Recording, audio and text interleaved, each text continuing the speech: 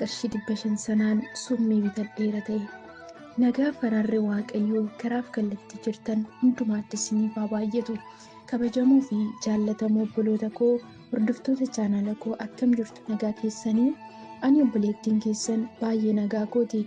Egaan nagaa kootti aansutiin guyyaa irraa kan ammoo mudannoo baay'ee ulfaataa fi barumsa nuuf kennu tokko isinii qabadhee dhufeen jira. Mudannoo kanas kan nuuf qoodee obboleessa keenya Lammii Taammiruu kan jedhamudha. Egaan mudannoo kana dhaggeeffachuutiin duratti chaanala koo faaraa warri taatan sabiskiraayib gochuutiin maatii kootti dabalamaa. Maatii koo taatanii kan jirtan obboloota keessaniif sheer yoo gootan isaan fayyada malee isaan hin miidhu.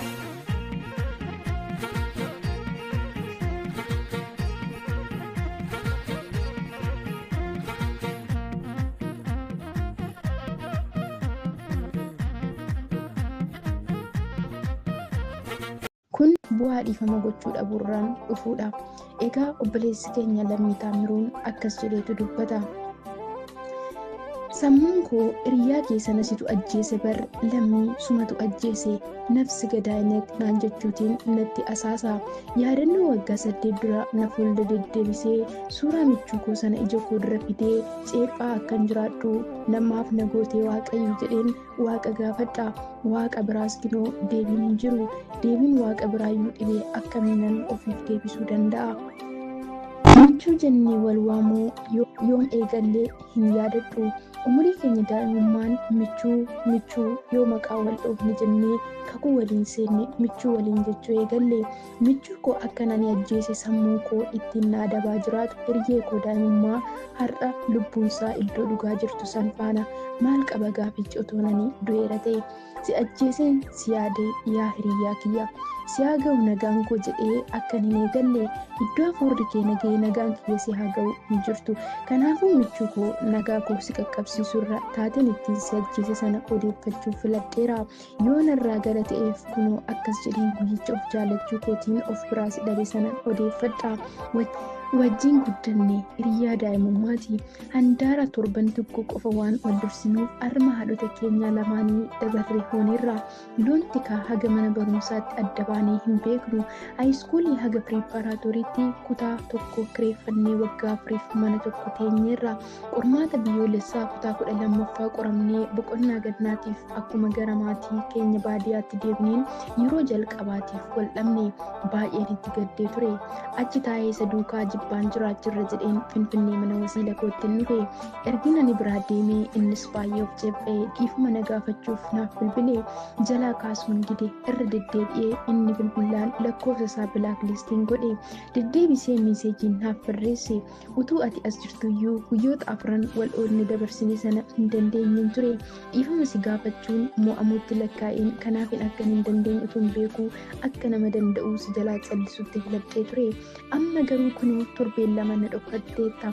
Dhiifama si gaafachuun barbaade. Michuu koo dhiifama naaf godhi. Maaloo si yaadeera yaa hiriyaa kiyya ijoollummaa qofummaan dadhabee maaloo na maare.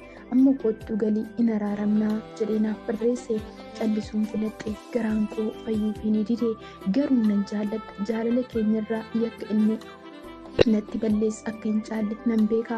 Takkaa of tuuluun durse malee aniyyuu yaadeera. Andinnaan iyyafatee Finfinnee ni dhufe. Mana wasiila koo waan beekuuf saaris dhufuun isa hin rakkifne.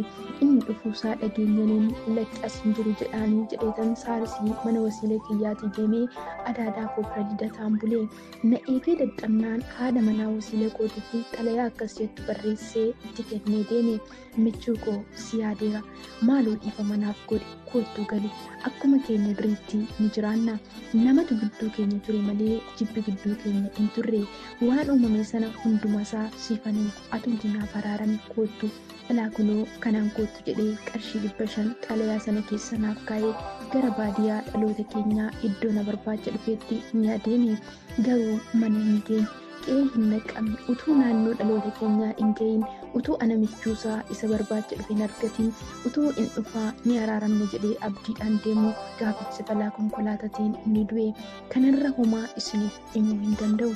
qarshii inni ittiin kootu jedhee naaf kenne sanaan awwaalcha isaa irratti hin argamuuf ittiin gale maal ta'a qarshicha sanaan ani immoo summii bitadhee otoo hin ta'e har'ammoo natu jedha.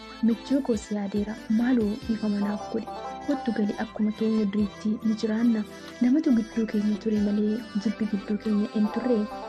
Waan uumame sana hundumaa siifanii ati naaf araaran kootu garuu akka ati dhufne waan hin beekuuf ilaa kanaan kootu jedhee gatii tiraanspoortii xalayaa kana keessa siif hin keenye jedheetu obboleessi keenya Lammii Taammiruu karaa fuula sooshaal miidiyaa isaa barreeffama dheeraa tokko nuuf maxxanse. Egaan yaa obboloota koo obboleessi keenya kun gaabbii isatti dhaga'amerraan kan ka'e barreeffama kana nuuf maxxanse.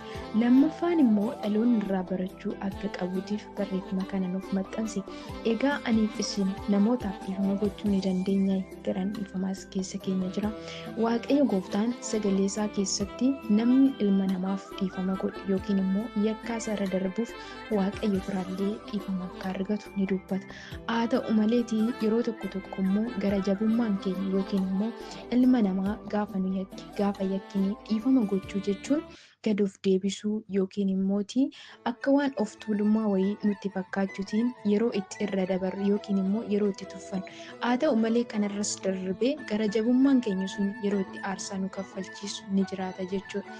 Kanaaf iyyuu yaa obboloota koo nama nu yakkees haa ta'u nama yakkine kamiifiyyuu dhiifama gochuuf nutti haa baratu. Yoo xiqqaatee nama sana wajjiniitiin akka durii keenyaatti deebinee wal wajjiniitiin seenaa dabarsinu yookiin immoo jaalala dabarsinu sana yoo itti deebi'uu baanne dhiifama goonee fi namni sunis iddoo jiraatutti nagaatiin akka jiraatu nutillee iddoo jiraannutti nagaatti akka jiraannuuf dhiifama gochuun nu gargaara jechuudha. Dhiifama qama iddoo kaleessaa sanatti deebi'anii wal wajjin jiraachuu miti. Walumaa galatti dhiifama gochuun nagaa buusuu. Kanaaf nagaa buusu immoo waaqayyoon jaalata. Warra nagaa buusanittis waaqayyo hin gammadu. Kanaaf iyyuu yaa obboloota koo nama itti gadditanii jirtaniif dhiifama godhaa. Nama gaddisiistanii jirtanis dhiifama gaafadhaa. Maaliif jennaan namni sun dirqama nu wajjin jiraachuu qaba osoo hin taane dhiifama goonee fi nagaa buusuu. Namni sun yaadni hamaan yookiin immoo wanti nuti itti yakkine sun tarii namni hubannaan namaa gargar waan ta'eetiif gaafa nuti dubbii tokko dubbannu namni suni dubbii keenyatti gadduu danda'a yookiin immoo gaafa namni tokko waa dubbatu dubbii isaa sanatti gadduu dandeenya karaa adda addaatiif walitti bu'uu dandeenya. Haa ta'u garuu gaafa dhiifama goonee fi namni suni dubbiin suni akka sammuu isaa keessaa ba'u yookiin immoo akka nuti nama sanaaf jibba hin qabaanne jibba waan jedhamu sammuu nama sanaa keessaa akka ba'uu fi sammuu keenya keessaa akka ba'u yoo goone fuula waaqayyoo duratti deddeebinee waaqayyoon kadhachuudhaaf illee jilbi keenya hiikkataa arrabni keenyas nu jalaa hin xaxamu yookiin immoo hin qabamu jechuu kadhanni keenya hiika hin dhabu jechuu. Kanaaf iyyuu wanti obboleessi keenya nu maxxanse kuni namoonni baay'een sooshaal miidiyaa isaanii irratti sheer gochaa jiru. Garuu immoo namoota meeqatu itti jiraata kan jedhu anaaf isiniif gaaffii kana nanniisa. Sababiin isaayyuu namni kamiyyuu hin barsiisaa hin gorsaa seenaa isaatii nu qoodaa oola.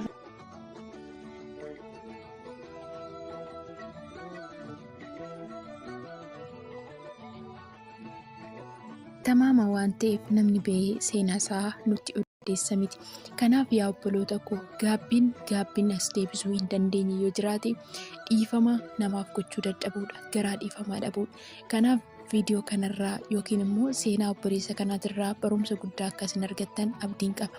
Anillee gama kootiin barumsa guddaa irraa argadheetiin jira jechuudha.